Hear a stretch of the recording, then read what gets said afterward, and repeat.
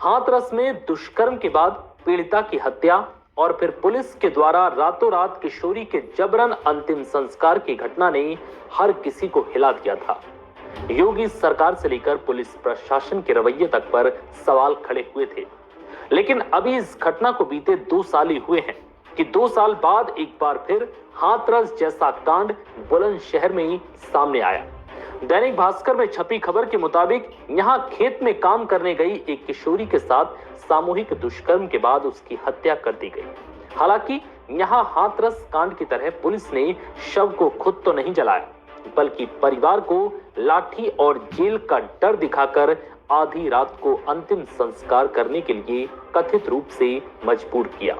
जानकारी के मुताबिक बुलंदशहर और अलीगढ़ की सरहद पर बसे गांव डिबाई गालीपुर में 21 जनवरी के इस मामले को पुलिस प्रशासन ने डरा धमकाकर दबा दिया था।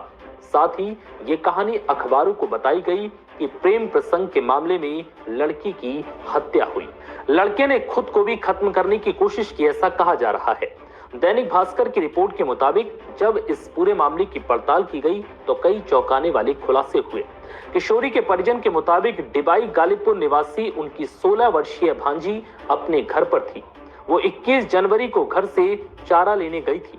दोपहर में घोरऊ गांव निवासी सौरभ शर्मा और उसके 3 साथी उसको जबरन उठाकर उसी गांव में ट्यूबवेल पर ले गए।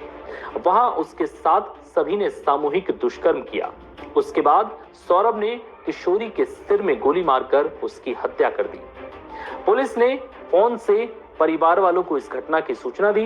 किशोरी के परिजनों का आरोप है कि वहां ट्यूबवेल के कमरे की बाहर से कुंडी लगी थी।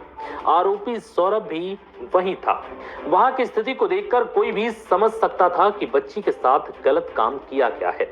परिजन पोस्टमार्टम से संतुष्ट नहीं थे और उन्होंने अपनी मौजूदगी में अगले दिन पोस्टमार्टम करवाने की मांग की। परिवार का कहना है कि हमने पुलिस अधिकारियों से कहा कि बिटिया का शव गांव ले आओ, लेकिन अफसरों ने मना कर दिया। इसके बाद परिजन अस्पताल पहुंचे, जहां उन्होंने एफआईआर में गैंगरेप की धारा जोड़ने और सभी आरोपियों की गिरफ्तारी की मांग की, लेकिन पुलिस ने धमकाकर चुप करा दिया और रात करीब 8 बजे शव सौंप दिया। इसके बाद पुलिस की धमकी और दबाव के बाद आखिरकार रात 12 बजे परिजनों को अपनी बेटी का अंतिम संस्कार करना पड़ा। पिता का आरोप है कि आरोपी दबंग है। पुलिस इन पर सख्त धाराओं में कार्रवाई करने के बजाय बच रही है।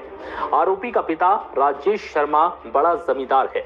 मामले में आरएलडी अध्यक्ष जयंत चौधरी के ट्वीट के बाद सरकारी महकमा दबाव में आया और फिर पुलिस प्रशासन भी अपने स्तर पर जांच में जुट गया है।